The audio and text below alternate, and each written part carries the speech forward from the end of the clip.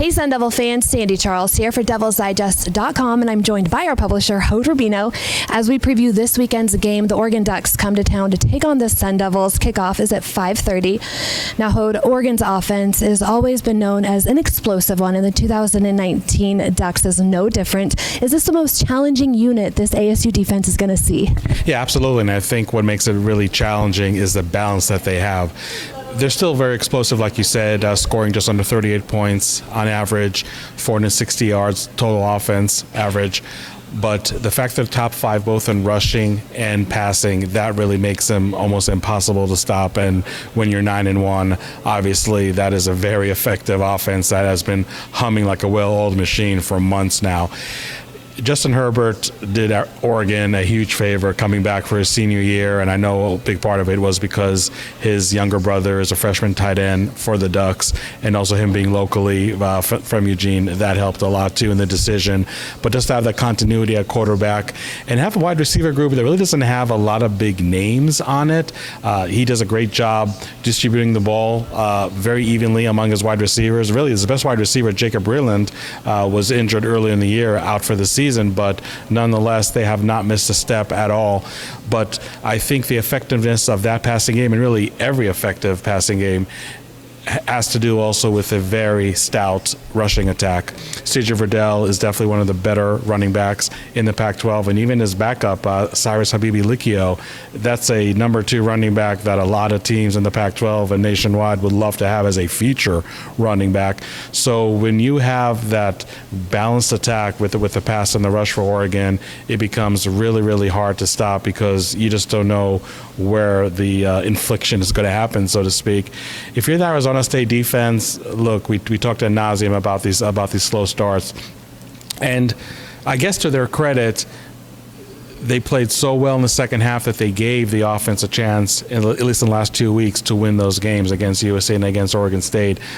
I'm afraid that if you're going to have a slow start against a team like Oregon, they're really going to make you pay for the entire 4 quarters, and they're not really going to shut down, as we saw opposing offenses almost in the second half. So I know as much confidence as the ASU defense, and rightfully so, can gather from their second half performances, they definitely cannot feel good about what's happening right now in the first half of games. And against Oregon, that's going to be really, really hard to overcome if you see the same script play out. If you're Arizona State, I feel that you have to be as aggressive as possible, because if you're going to drop into zone coverage, you're going to give more running lanes for the Oregon running backs, and you're going to give probably more time with your pass rush issues that you have anyway for Justin Herbert to really pick apart the defense.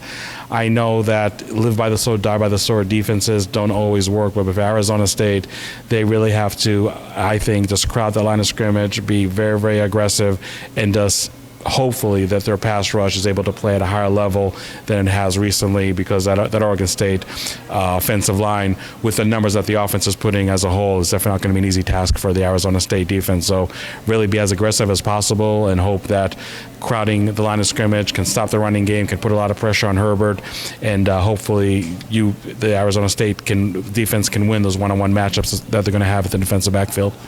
Now, you touched on it, they're 9-1, so when you're in the middle of a 9-game winning streak, definitely defense has a huge part in that. What does ASU's offense need to do to crack this defense? Yeah, you look at this defense, and they're giving up just around 2 touchdowns a game. That's just a gaudy number, and really, if it wasn't for Utah's defense, I think everybody in the Pac-12 would be talking about Oregon's defense, but Utah's numbers are so off the chart.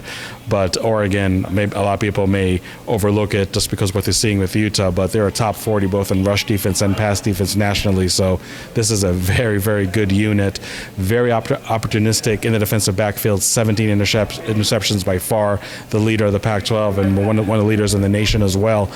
It's going to be quite a task for Arizona State to go against a unit that only gives 100 yards on the ground.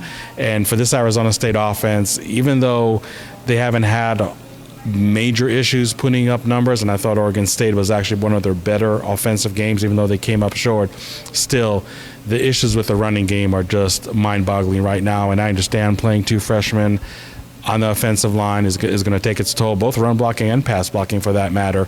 But I'd like to think that Arizona State's running game is one of these days finally really going to play at the level that we expected them all week long. I don't know if it's going to happen against Oregon, but I know if the Arizona State offense has any chance of winning this game, then they have to make sure that their running game is established.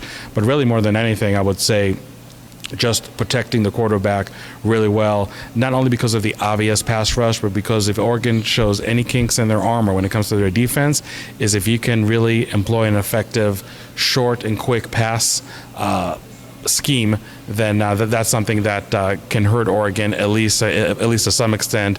And as we know, the more successful you are with your passing game, the more lanes it can open for the running game, and maybe give Benjamin some more room to operate. It's going to be by far the toughest defense they played, not named Utah this year. I'm really curious to see how Arizona State comes out and plays. Like I said, I mean, I saw some encouraging signs last week against Oregon State, but you're playing a whole different animal in Oregon. Now, the odd makers have Oregon winning this. They're 15-point favorites in Tempe on Saturday. This is two different teams going in two different directions. Can ASU bounce back and take out arguably the best team in the Pac-12? You know, this is the game where you heard players and coaches say all week that you really live for these games, and they're really highly motivated. It's almost like they're acting like they're not going through a four-game losing streak. And don't get me wrong, that is a good thing, because I think that a game like this allows you maybe to refocus and maybe be motivated even more than just playing, I guess, one of the lesser teams in the Pac-12, so to speak. So I have no doubt in my mind that ASU is going to be up for this game. But you have a team in Oregon that right now is smelling blood. There's only 3 teams in their way between them and a possible college playoff berth.